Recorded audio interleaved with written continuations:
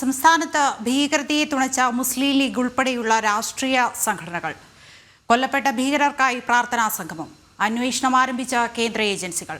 അതേസമയം മയക്കുമരുന്നിനെതിരെ police excise പരിശോധനകൾ ശക്തമാകുമ്പോഴും ലഹരി സംഘങ്ങളും ശക്തി പ്രാപിക്കുന്നു. കുറ്റകൃത്യങ്ങളുടെ സമഗ്രതയിലേക്ക് കാക്കിയിലേക്ക് സ്വാഗതം.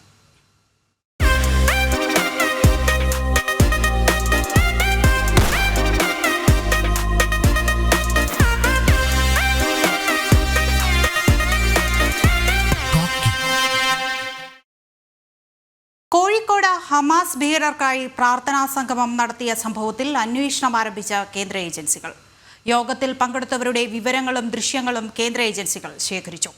പരിപാടിയിൽ മുസ്ലിം ലീഗ് ഉൾപ്പെടെയുള്ള രാഷ്ട്രീയ സംഘടനകളിലെ നേതാക്കളും പങ്കെടുത്തിരുന്നു.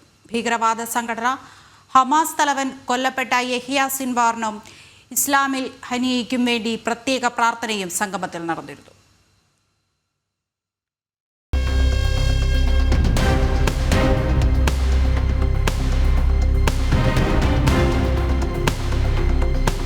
കഴിഞ്ഞ ദിവസം കോഴിക്കോട് കടപ്പുറത്താണ് നിരവധി ആളുകളെ പങ്കെടുപ്പിച്ച് ഹമാസ് തീവ്രവാദികൾക്കായി പ്രാർത്ഥനാ സംഗമം നടത്തിയത്. വിവിധ മുസ്ലിം സംഘടനകളുടെ നേതൃത്വത്തിൽ നടന്ന യോഗത്തിൽ മുസ്ലിം ലീഗ് നേതാക്കളും പങ്കെടുത്തു. കൊല്ലപ്പെട്ട ഹമാസ് തലവൻ യഹിയ സിൻവാറിനും ഇസ്മായിൽ ഹനിയയ്ക്കും വേണ്ടി പ്രത്യേക പ്രാർത്ഥനയും സംഗമത്തിൽ നടത്തി.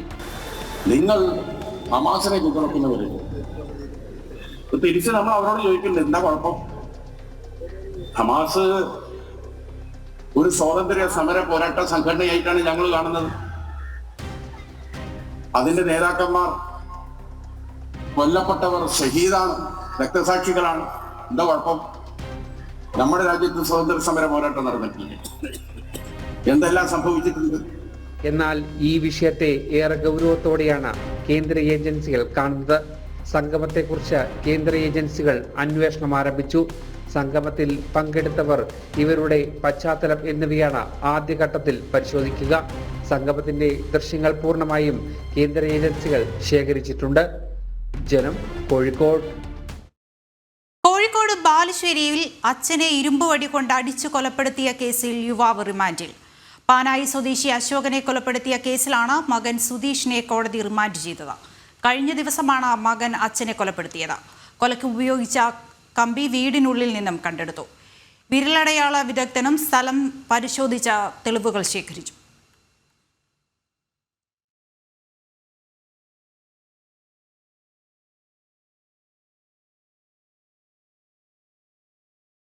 കുറുപ്പമ്പടി പീഡന കേസിൽ ഇരകളായ പെൺകുട്ടികളുടെ മൊഴി വീണ്ടും രേഖപ്പെടുത്തും.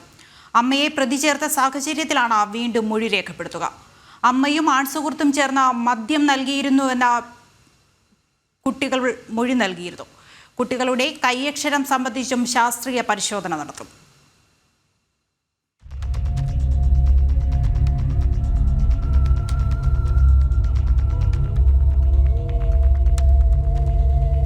അമ്മയുടെ ആൺസുഹൃത്ത് തങ്ങളെ 2 വർഷമായി ലൈംഗികമായി ഉപയോഗിച്ചിരുന്നതായാണ് കുട്ടികൾ മൊഴി നൽകിയിട്ടുള്ളത്. സഹോദരിമാരായ 10ഉം 12ഉം വയസ്സുള്ള കുട്ടികളാണ് പീഡനത്തിന് ഇരയായത്. മറ്റു കുട്ടികളെയും ഇയാൾ വീട്ടിലേക്ക് കൂട്ടിക്കൊണ്ടുവരാൻ കുട്ടികളെ നിർബന്ധിച്ചിരുന്നു. സമൂഹ മാധ്യമത്തിൽ കണ്ട മൂത്ത കുട്ടിയുടെ സുഹൃത്തിനെയാണ് വീട്ടിലേക്ക് എത്തിക്കാൻ പറഞ്ഞിരുന്നത്. മൂത്ത കുട്ടി തന്റെ സഹപാഠിയായ വിദ്യാർത്ഥിക്ക് വീട്ടിലേക്ക് ക്ഷണിച്ച് കുറിപ്പ് നൽകിയിരുന്നു. ഈ കുറിപ്പ് അധ്യാപിക കണ്ടെത്തിയതോടെയാണ് പീഡന വിവരങ്ങൾ പുറത്തു വന്നത്. കുറിപ്പിലെ കൈയക്ഷരം കുട്ടിയുടേത് തന്നെയാണോ എന്ന് സ്ഥിരീകരിക്കാനാണ് കൈയക്ഷരത്തിന്റെ ശാസ്ത്രീയ പരിശോധന നടത്തുന്നത്. കുട്ടികളുടെ രഹസ്യമൊഴി നേരത്തെ മജിസ്ട്രേറ്റ് രേഖപ്പെടുത്തിയിരുന്നു. കുട്ടികളുടെ അമ്മയെയും കൂടി പ്രതി ചേർത്ത സാഹചര്യത്തിലാണ് വീണ്ടും മൊഴിയെടുക്കാൻ പോലീസ് നീക്കം.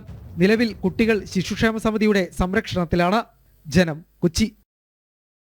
ബാങ്ക് തട്ടിപ്പ് കേസിൽ മുൻ സഹകരണ ബാങ്ക് സെക്രട്ടറി അറസ്റ്റിൽ. ഇളംകുളം സഹകരണ ബാങ്ക് മുൻ സെക്രട്ടറി ഗോപിനാഥൻ നായരാണ് പിടിയിലായത്. 1988 കേസിലാണ് അറസ്റ്റ്. അന്ന് 12 കേസുകൾ രജിസ്റ്റർ ചെയ്തിരുന്നുവെങ്കിലും പ്രതി വിദേശത്തേക്ക് ഒളിവിൽ പോയിരുന്നു. നാട്ടിലെത്തി തിരികെ മടങ്ങാൻ ശ്രമിക്കുമ്പോൾ നെടുമ്പാശ്ശേരി വിമാനത്താവളത്തിൽ വെച്ചാണ് ഇയാളെ പിടികൂടിയത്.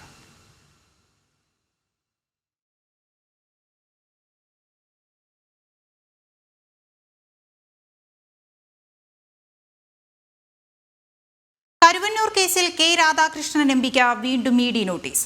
അടുത്ത മാസം 8-ന് ചോദ്യം ചെയ്യലിന് കൊച്ചി ഓഫീസിൽ ഹാജരാകണമെന്നാണ് നോട്ടീസിൽ ആവശ്യപ്പെട്ടിരിക്കുന്നത്.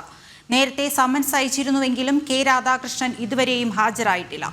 പാർലമെന്റ് സമ്മേളനത്തിനും പാർട്ടി കോൺഗ്രസിനും ശേഷം ഹാജരാകാമെന്നായിരുന്നു രാധാകൃഷ്ണൻ അറിയിച്ചത്. കരുവന്നൂർ തട്ടിപ്പിലൂടെ സമ്പാദിച്ച കള്ളപ്പണത്തിന്റെ പങ്ക് സംഭാവനയായി CPM കൈപ്പറ്റിയെന്ന് ED കണ്ടെത്തിയിരുന്നു.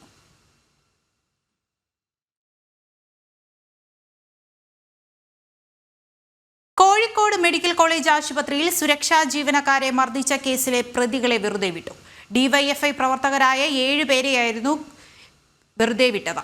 തെളിവുകളുടെ അഭാവത്തിലാണ് പ്രിൻസിപ്പൽ സെഷൻസ് കോടതിയുടെ നടപടി. പരാതിക്കാരായ സുരക്ഷാ ജീവനക്കാർ മൊഴി മാറ്റിയതാണ് കേസിൽ തിരിച്ചടിയായത്. 2022 കേസിനാസ്പദമായ സംഭവം നടന്നത്.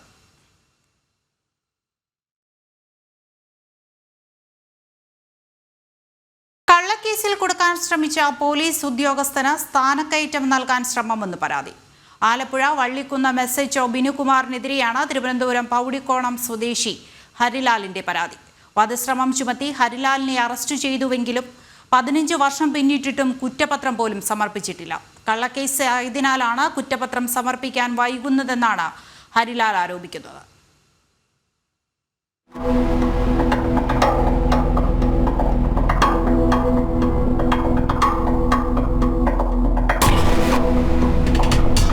തിരുവനന്തപുരം പൗടിക്കോണം സ്വദേശിയായ ഹരിലാലിനാണ് കഴിഞ്ഞ 16 വർഷത്തിലധികമായി പോലീസിന്റെ പീഡനത്തെ തുടർന്ന് നീതി നിഷേധിക്കപ്പെട്ടത്. വധശ്രമ കുറ്റം ചുമത്തി 2008 ഹരിലാലിനെ ശ്രീകാര്യം പോലീസ് അറസ്റ്റ് ചെയ്തത്. തുടർന്ന് പലതവണ പീഡിപ്പിക്കാൻ ശ്രമിച്ചെന്നും ഹരിലാൽ പരാതിപ്പെടുന്നു. എന്നെ 2008 പിടിച്ചുകൊണ്ട് പോകും മൃഗീയമായി ഉപദ്രവിക്കുകയും മാനസിക പരിഗണന പോലും നൽകാതെ എന്നെ അത്രമാത്രം ഉപദ്രവിക്കുകയും ചെയ്തു. അന്ന് CA ആയിരുന്ന മെഡിക്കൽ കോളേജ് CA ആയിരുന്ന സുരേഷ് കുമാർ ഉൾപ്പെടെ ഇതിൽ പങ്കാളിയായിരുന്നു. എന്നെ മുളകുകൾ കണ്ണിലൊഴിക്കുവാനും മറ്റും ഇവർ രണ്ടുപേരും വളരെയധികം ജാഗ്രതയിലാണ്. ഈ കള്ളക്കേസെടുത്ത ഉദ്യോഗസ്ഥന് ഒരു കാരണവശാലും സ്ഥാനക്കയറ്റം കൊടുത്തിയാൽ ഇത് ഹൈക്കോടതിയും മറ്റു പോലീസ് ഉദ്യോഗസ്ഥർക്കും ഇത് ഒരു നല്ല ഒരു സന്ദേശമായിരിക്കില്ല കൊടുക്കുന്നത്. അതുകൊണ്ട് ഈ ഉദ്യോഗസ്ഥന് ഒരു കാരണവശാലും സ്ഥാനക്കയറ്റം കൊടുക്കരുതെന്നും ഈ ഉദ്യോഗസ്ഥനെ സർവീസിൽ നിന്നും മാറ്റി നിർത്തി അന്വേഷണം നടത്തി വകുപ്പ് തല നടപടികൾ സ്വീകരിക്കണമെന്നാണ് എൻ്റെ ആവശ്യം. താൻ ഉൾപ്പെടെ പ്രതി ചേർത്ത കേസിൽ മറ്റു പ്രതികളിൽ ഒരാളെ പോലും അറസ്റ്റ് ചെയ്യാൻ പോലീസിന് ഇതുവരെ സാധിച്ചിട്ടില്ല. ഇതുതന്നെ കേസ് കെട്ടിച്ചമച്ചതിന് തെളിവാണെന്നും ഹരിലാൽ വ്യക്തമാക്കുന്നു. ഇതിൽ 8 പ്രതികളുണ്ടായിട്ടും 16 വർഷമായിട്ടും എന്നെ അല്ലാതെ ഒരു പ്രതിയെ പോലും ഈ പോലീസ് ഉദ്യോഗസ്ഥൻ അറസ്റ്റ് ചെയ്യുകയോ 16 വർഷമായിട്ടും ചാർജ് ഷീറ്റ് കോടതിയിൽ കൊടുക്കുവാനും സാധിച്ചിട്ടില്ല. മനഃപൂർവ്വം രാഷ്ട്രീയ വിരോധത്താൽ കള്ളക്കേസ് ഉണ്ടാക്കി 21 ദിവസം ജയിലിൽ കിടക്കുകയും എനിക്ക് എൻ്റെ മകൻ്റെയോ അടുത്ത് പോകാൻ പോലും പാസ്പോർട്ട് എടുക്കുവാൻ സാധിക്കാത്ത ഒരു അവസ്ഥയുണ്ടാക്കി. നിരന്തരമായി കാപ്പ കേസിൽ ഉൾപ്പെടുത്തി 6 ദിവസം കഴിയുമ്പോൾ ഹോം ഡിപ്പാർട്ട്മെൻറ്റ് എന്നെ വിട്ടയച്ചു. റൗഡി ഹിസ്റ്ററി ലിസ്റ്റിൽ ഉൾപ്പെടുത്തി ബഹുമാനപ്പെട്ട ഹൈക്കോടതി റൗഡി ഹിസ്റ്ററി ഷീറ്റ് റദ്ദാക്കി. നിരന്തരമായി പോലീസിൽ നിന്നും ഇതേപോലെയുള്ള ദുരനുഭവങ്ങളാണ്. അന്ന് ശ്രീകാര്യം പോലീസ് സ്റ്റേഷനിൽ സബ് ഇൻസ്പെക്ടറായിരുന്ന ബിനുകുമാർ രാഷ്ട്രീയ വൈരാഗ്യം മൂലം തന്നെ കൊടുക്കാൻ ശ്രമിക്കുകയാണെന്നാണ് ഹരിലാൽ പറയുന്നത്. തെളിവുകളുടെ അഭാവം മൂലമാണ് 16 വർഷം പിന്നീട് പോലും കുറ്റപത്രം സമർപ്പിക്കുവാൻ പോലും പോലീസിന് കഴിയാത്തതെന്നും ഹരിലാൽ പറയുന്നു. ഞാൻ BJP പ്രവർത്തകനായിരുന്നു. ഒരു കേസുമായി ബന്ധപ്പെട്ട് എന്നെ അന്നത്തെ മെഡിക്കൽ കോളേജ് CA ആയിരുന്ന T സുരേഷ് ഒരുപാട് ദേഹോപദ്രവം ഏൽപ്പിച്ചു. ആ വിവരം ഞാൻ കോടതി മുമ്പാകെ എന്നെ റിമാൻഡ് ചെയ്യുന്ന സമയത്ത് പറഞ്ഞു. ആ വിരോധം തീർക്കുവാൻ വേണ്ടി മാത്രമാണ് 2008 ഈ ബിനുകുമാർ എന്നെ ഈ കള്ളക്കേസിൽ പ്രതിയാക്കിയത്. തനിക്ക് നേരിട്ട പീഡനങ്ങൾ ചൂണ്ടിക്കാട്ടി മുഖ്യമന്ത്രിക്കും മനുഷ്യാവകാശ കമ്മീഷനും പരാതി നൽകുകയും ചെയ്തു. തന്റെ ജീവിതം നശിപ്പിച്ച ഉദ്യോഗസ്ഥന് നിലവിൽ സ്ഥാനക്കയറ്റം നൽകാനാണ് വകുപ്പ് നീക്കം. വ്യക്തിവൈരാഗ്യം തീർക്കാൻ കൃത്യനിർവഹണം ദുരുപയോഗം ചെയ്ത ഉദ്യോഗസ്ഥനെതിരെ ശക്തമായ നടപടി സ്വീകരിക്കണമെന്നും ഹരിലാൽ ആവശ്യപ്പെടുന്നു. ജനം, തിരുവനന്തപുരം. നിയമം ലംഘിച്ച CITU കെട്ടിയ കൊടികൾ അഴിച്ചതിന് പത്തനംതിട്ടയിൽ നഗരസഭാ ജീവനക്കാർക്ക് നേരെ CITU പ്രവർത്തകരുടെ ആക്രമണം. നഗരസഭാ ശുചീകരണ തൊഴിലാളികളായ കേശവൻ, കുഞ്ഞുമോൻ എന്നിവരെയാണ് CITU പ്രവർത്തകർ മർദ്ദിച്ചത്. ടൗൺ സ്ക്വയറിൽ കെട്ടിയിരുന്ന കൊടികളാണ് അഴിച്ചത്.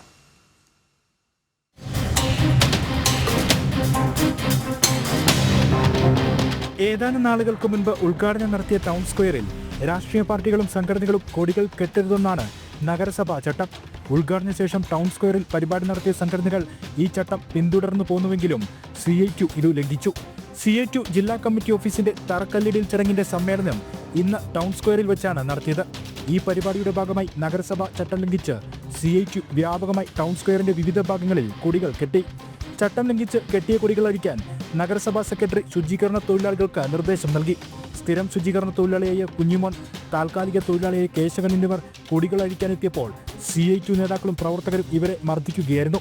അഴിച്ച കൊടികൾ ശുചീകരണ തൊഴിലാളികളെ കൊണ്ട് തന്നെ CITU നേതാക്കൾ തിരിച്ചു കെട്ടിച്ചു. ഇന്ന് 3-3:30 ചാപ്പാട് പോലും കഴിക്കാതെ ഞങ്ങളിവിടെ വന്നിരുന്നെന്ന് പറഞ്ഞു. ഇടതുപക്ഷം തട്ടി ഒരു മീറ്റിംഗ് നടക്കുന്നുണ്ട്, അതിൻ്റെ കൊടി അഴിക്കാനും കൊണ്ട് ഇവിടുത്തെ ആൾക്കാർ പറഞ്ഞുകൊണ്ട് അവിടെ ചെന്ന് എന്നെ അടിച്ചു സാറ്. പിന്നെ ഞങ്ങളെ പുള്ളിക്കാരനെ 2-3 അടി അടിച്ചു. ഞങ്ങൾ പറഞ്ഞ് കെട്ടാന്ന് പറഞ്ഞു. പിന്നെ ഞങ്ങളത് കെട്ടി തിരിച്ചു. പുള്ളിക്കാരൻ നല്ല മർദ്ദിച്ചിട്ടുണ്ട്. ടൗൺ സ്ക്വയറിലെങ്ങും കൊടികൾ ഉയർത്തിയാണ് CITUവിന്റെ ഇന്നത്തെ പരിപാടി പൂർത്തിയാക്കിയത്.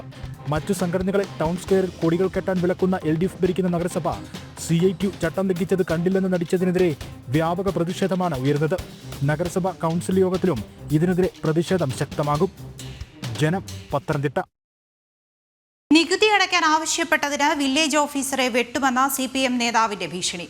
CPM Pathanamthitta area secretary MV സഞ്ജുവാണ് നാരങ്ങാനം വില്ലേജ് ഓഫീസർ ജോസഫ് ജോർജിനെ ഭീഷണിപ്പെടുത്തിയത്. അസഭ്യ പ്രയോഗത്തോടെ ഓഫീസിൽ കയറി വെട്ടുമെന്നായിരുന്നു CPM ഏരിയ സെക്രട്ടറിയുടെ ഭീഷണി.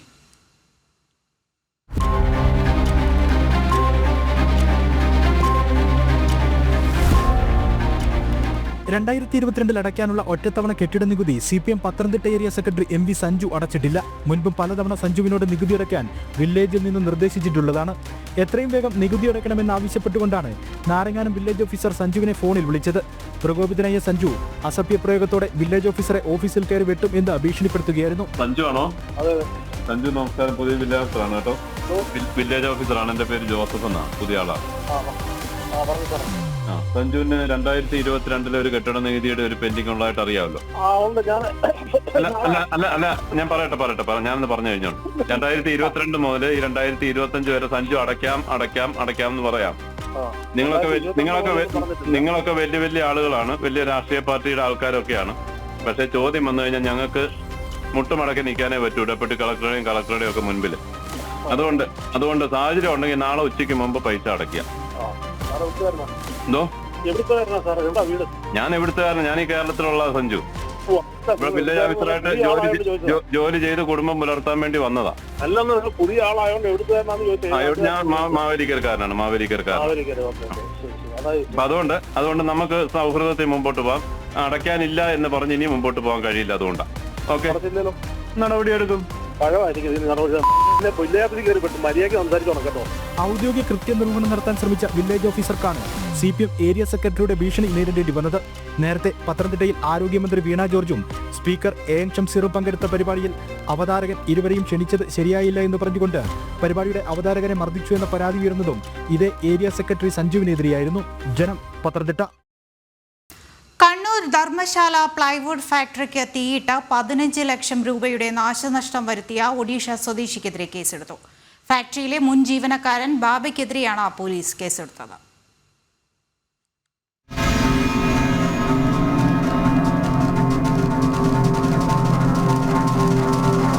ഇക്കഴിഞ്ഞ 23-ാം തീയതി പുലർച്ചെ 1:30 സംഭവം. ധർമ്മശാലയിലെ വ്യവസായ കേന്ദ്രത്തിൽ പ്രവർത്തിക്കുന്ന നവീൻ ബോർഡ്സ് എന്ന പ്ലൈവുഡ് ഫാക്ടറിയിൽ തീപിടുത്തമുണ്ടാവുകയായിരുന്നു. പുതിയതേരു സ്വദേശി P ശരത് കുമാറിന്റെ ഉടമസ്ഥതയിലുള്ളതാണ് ഫാക്ടറി. ഗോഡൌണിൽ സൂക്ഷിച്ച പ്ലൈവുഡ് ബോർഡുകൾ ഉണ്ടാക്കാനുള്ള ഫേസ് വിനീർ, കോർ വിനീർ, പ്ലൈവുഡുകൾ, ഡോറുകൾ എന്നിവയുൾപ്പെടെ കത്തിനശിച്ച് 15 ലക്ഷം രൂപയുടെ നഷ്ടമാണ് ഉണ്ടായത്. ആദ്യം ഷോർട്ട് സർക്യൂട്ട് മൂലമുണ്ടായ തീപിടുത്തമെന്നാണ് ഏവരും കരുതിയിരുന്നത്. പിന്നീട് കമ്പനിയിലെ CCTV ദൃശ്യങ്ങൾ പരിശോധിച്ചപ്പോഴാണ് ഫാക്ടറിയിലെ മുൻ ജീവനക്കാരൻ ബാബയാണ് തീവെച്ചതെന്ന് വ്യക്തമായത്. തുടർന്ന് ഉടമസ്ഥൻ പോലീസിൽ പരാതി നൽകുകയായിരുന്നു. സംഭവത്തിൽ തളിപ്പറമ്പ് പോലീസ് കേസെടുത്ത് അന്വേഷണം ആരംഭിച്ചു. ജനം, കണ്ണൂർ. മലപ്പുറം പാണ്ടിക്കാട് ഉത്സവത്തിനിടെ വെടിവെപ്പിൽ 3 പേർ കൂടി പിടിയിൽ. ചെമ്പ്രശ്ശേരി സ്വദേശി ബഷീർ, കൊടാശ്ശേരി സ്വദേശികളായ സൈദലവി, ഉമൻ കൈഫ് എന്നിവരാണ് പിടിയിലായത്. ഇതോടെ പിടിയിലായവരുടെ എണ്ണം 10ആയി. മുഖ്യപ്രതി റഫീഖ് ഇപ്പോഴും ഒളിവിലാണ്. വെടിയേറ്റ ലുക്മാൻ കോഴിക്കോട് മെഡിക്കൽ കോളേജിൽ ചികിത്സയിൽ തുടരുന്നു.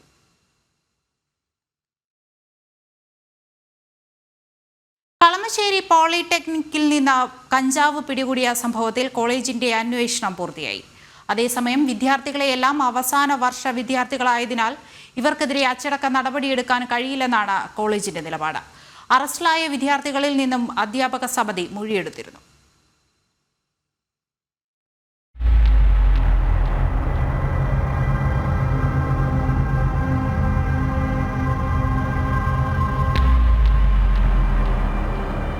കളമശ്ശേരി പോളിടെക്നിക്കൽ കോളേജിൽ കഞ്ചാവ് പിടികൂടിയതിന് പിന്നാലെയായിരുന്നു കോളേജ് ആഭ്യന്തരാന്വേഷണം പ്രഖ്യാപിച്ചത്.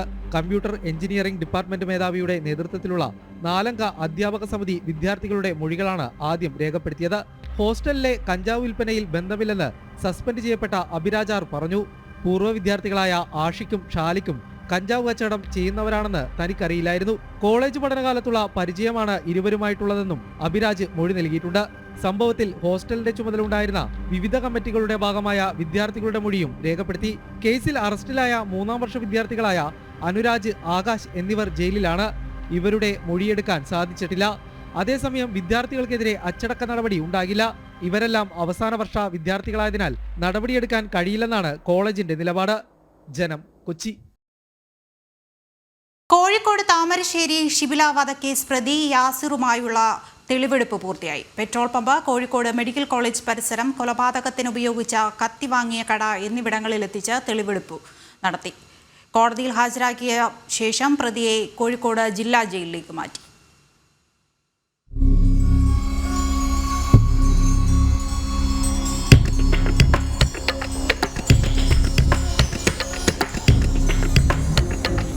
കഴിഞ്ഞ 18-ാം തീയതിയാണ് യാസിർ ഭാര്യ ഷിബിലയെ വീട്ടിലെത്തി വെട്ടിക്കൊലപ്പെടുത്തിയത്. 2 കത്തികൾ ഉപയോഗിച്ച് മാറി മാറി കുത്തുകയായിരുന്നു. അക്രമത്തിൽ ഷിബിലയുടെ മാതാപിതാക്കൾക്കും പരിക്കേറ്റിരുന്നു. വീട്ടിലേക്ക് തിരിച്ചു വിളിച്ചിട്ടും ഷിബില വരാത്തതിൽ പ്രതികാരമാണ് കൊലപാതകത്തിന് കാരണമെന്ന് പ്രതി അന്വേഷണ സംഘത്തിന് മൊഴി നൽകി. 5 ദിവസത്തേക്ക് തിങ്കളാഴ്ചയായിരുന്നു യാസറിനെ പോലീസ് കസ്റ്റഡിയിൽ കിട്ടിയത്. കൊലപാതകത്തിനു ശേഷം കാറിൽ പെട്രോൾ അടിച്ച് പണം കൊടുക്കാതെ യാസിർ കടന്നുകളഞ്ഞ എസ്റ്റേറ്റ് മുക്കിലെ പെട്രോൾ പമ്പ്, യാസിറിനെ പോലീസ് പിടികൂടിയ കോഴിക്കോട് മെഡിക്കൽ കോളേജ് പരിസരം, കൈതപ്പൊയിലെ കത്തി വാങ്ങിയ കട എന്നിവിടങ്ങളിലെത്തിച്ച് തെളിവെടുത്തു.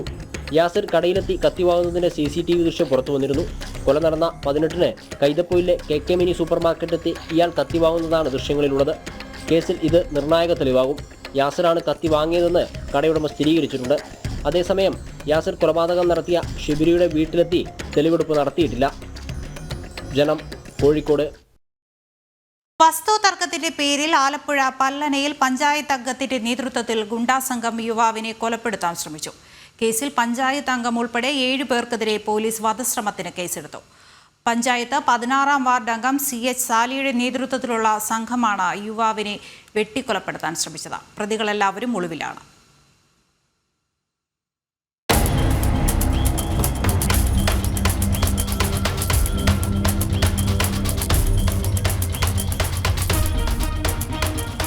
കഴിഞ്ഞ 23-ന് രാത്രി 7 മണിയോടെ പല്ലന കലവറ ജംഗ്ഷനിലാണ് സംഭവം. സുഹൃത്തിനൊപ്പം സംസാരിച്ചുകൊണ്ട് നിന്ന പല്ലന മറ്റത്ത് കിഴക്കതിൽ അബ്ദുൾ വാഹിദിനെയാണ് പഞ്ചായത്ത് അംഗവും മത്സ്യ മാർക്കറ്റ് ഉടമയുമായ CH സാലിയുടെ നേതൃത്വത്തിലുള്ള സംഘം ക്രൂരമായി വെട്ടി പരിക്കേൽപ്പിച്ചത്. ജംഗ്ഷനിൽ നാട്ടുകാർ നോക്കി നിൽക്കെയായിരുന്നു ആക്രമണം. കേസിലെ 1-ാം പ്രതിയായ CH സാലി വെട്ടിക്കൊലപ്പെടുത്താൻ മറ്റു പ്രതികളോട് പരസ്യമായി ആഹ്വാനം ചെയ്തുവെന്നാണ് തൃക്കുന്നപ്പുഴ പോലീസിന്റെ FIR. വസ്തുതർക്കത്തിന്റെ പേരിലുള്ള മുൻവൈരാഗ്യമായിരുന്നു ആക്രമണത്തിന് കാരണം. നെഞ്ചിലും വയറ്റിലും കാലിലും കമ്പിവടിക്ക് അടിച്ചു പരിക്കേൽപ്പിച്ചു. തടസ്സം പിടിച്ച സുഹൃത്തിനെയും മർദ്ദിച്ചു. വീണുകിടന്ന വാഹിദ് എഴുന്നേൽക്കാൻ ശ്രമിച്ചപ്പോൾ 2-ാം പ്രതി കയ്യിലിരുന്ന വാളുപയോഗിച്ച് തലയിൽ വെട്ടിയെന്നും 1-ാം പ്രതി CH സാലി കമ്പിവടിക്ക് അടിച്ചുവെന്നും FIR-ലുണ്ട്. ആക്രമണത്തിൽ അബ്ദുൾ വാഹിദിന്റെ മൂക്കിനും വാരിയലിനും ഗുരുതരമായി പരിക്കേറ്റു. അബോധാവസ്ഥയിൽ നടുറോഡിൽ കിടന്ന വാഹിദിനെ നാട്ടുകാർ ചേർന്നാണ് ആശുപത്രിയിൽ എത്തിച്ചത്. നിലവിൽ അബ്ദുൾ വാഹിദ് എറണാകുളത്തെ സ്വകാര്യ ആശുപത്രിയിൽ ഗുരുതരാവസ്ഥയിൽ തുടരുകയാണ്. അബ്ദുൾ വാഹിദിന്റെ പിതാവ് അബ്ദുൾ ലത്തീഫിന്റെ പരാതിയിലാണ് കേസെടുത്തത്. പ്രതികളെല്ലാവരും ഒളിവിലാണെന്ന് പോലീസ് പറയുന്നു. എന്നാൽ പ്രതികളെ സഹായിക്കുന്ന നിലപാടാണ് പോലീസിന്റേതെന്ന് അബ്ദുൾ വഹാബിന്റെ കുടുംബം ആരോപിച്ചു. ജനം, ആലപ്പുഴ. ചുറ്റും നടക്കുന്ന അതിക്രമങ്ങളുടെ സമഗ്രതയുമായി നാളെ വീണ്ടും കാണാം. കാക്കി സൈനിങ് ഓഫ്. ദൃശ്യ ഉത്തമൻ.